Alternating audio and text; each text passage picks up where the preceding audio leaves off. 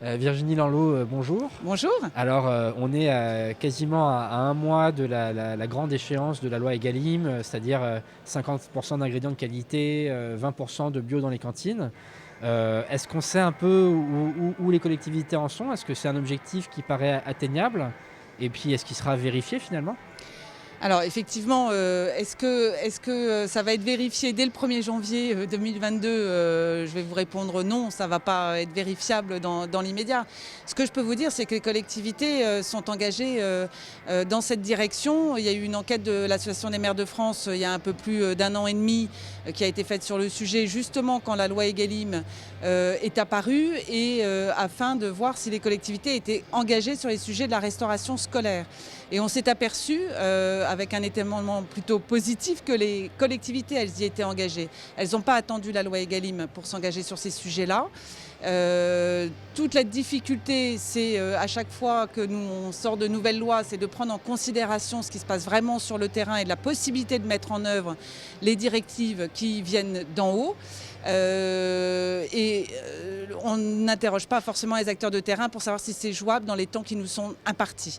Oui, Mais parce que par exemple, je me souviens dans cette enquête que une commune sur 5 n'était pas en mesure de dire avec exactitude la part d'ingrédients bio et locaux ou durables dans ces menus, parce qu'avec les délégations ou les gestionnaires, enfin les factures, c'est très compliqué en fait de savoir précisément où on en est. Alors, c'est le travail que l'on fait notamment au sein du groupe de travail alimentation restauration collective, et notamment au sein du CNRC, où effectivement on essaie de mettre à disposition des collectivités un certain nombre de guides pour les aider à les accompagner dans cette distinction entre les produits locaux, les produits bio, lesquels sont pris en considération pour rentrer dans les 50% ou les 20%. Et c'est vrai que pour des toutes petites communes, qui sont la majorité de celles qui sont sur notre territoire, elles ne sont pas forcément outillées pour savoir exactement si les produits qu'elles pensent, que ces collectivités pensent être locaux ou avec une labellisation, est-ce que ça rentre dans ces catégories-là? Donc on a besoin de mettre en place des outils, ce qui est en cours, et on a cette plateforme macantine.fr qui est en cours d'élaboration, qui est qui est déjà mise en œuvre et qui est accessible, qui est encore sous la forme ce qu'on appelle bêta, c'est-à-dire en expérimentation, mais qui a vocation à perdurer dans le temps, pour mettre sur un seul site tous les guides qui vont permettre aux collectivités, et tous les outils aussi statistiques, tableurs, etc., pour permettre aux collectivités de savoir exactement où est-ce qu'elles en sont. Parce qu'il y a une question de produits, il y a une question de tarifs, il y a une question de prix des produits qu'il faut prendre en considération pour quantifier ce fameux 50% ou 20%.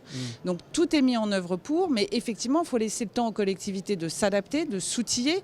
Et puis, en fonction du territoire sur lequel on se trouve, on n'a pas forcément la même accessibilité au local. Vous allez au centre de Paris, ça ne va pas être la même chose que d'être en province, où on est dans des régions où on a un accès de proximité avec les produits locaux. On ne va pas réagir de la même manière, travailler de la même manière. Et justement, donc on parle de produits locaux. Il y a un outil qui a été mis en place, qui a été plutôt plébiscité par les communes, mais qui manquait de financement, ce sont les projets alimentaires de territoire. Dans le cadre du plan France Relance, le gouvernement a annoncé une enveloppe supplémentaire pour ces PAT. Est-ce que vous êtes satisfaite des crédits qui ont été apportés? Est-ce qu'il faut faire encore pour favoriser l'émergence de ces projets? Il faut toujours faire mieux. Je ne vais pas vous dire le contraire. Il y a effectivement un effort financier qui est apporté aux communes, mais c'est jamais suffisant. Pourquoi c'est jamais suffisant? Parce que parallèlement, on nous supprime un certain nombre de dotations. Donc je ne vais pas vous refaire la leçon sur le fait que la taxe d'habitation va être supprimée, qu'on a de moins en moins de moyens pour mettre en œuvre ces politiques-là. Donc on a besoin d'aide, on a besoin d'être accompagné. Alors il y a effectivement le volet financier, il y a le volet humain aussi. On s'aperçoit de la difficulté qu'ont des petites communes qui n'arrivent pas à boucler presque les fins de mois parce que c'est compliqué de trouver des financements, parce que les procédures sont compliquées. Donc au niveau des PAT, il y a effectivement quasiment tous les départements et toutes les régions, hormis les Hauts-de-Seine et me semble-t-il la Guyane, qui ne sont pas dans le circuit des PAT, ou en tous les cas il n'y a pas de communes qui se sont ou d'intercommunalités qui sont inscrites dans les PAT. Donc on voit bien quand même cette volonté des collectivités de bénéficier de ces propositions.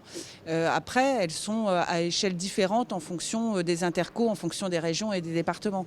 Donc il y a tout un travail à faire aussi, à continuer à informer sur le bénéfice de ces PAT, mais il faut également accompagner les collectivités parce que c'est administrativement très complexe et très lourd à mettre en œuvre.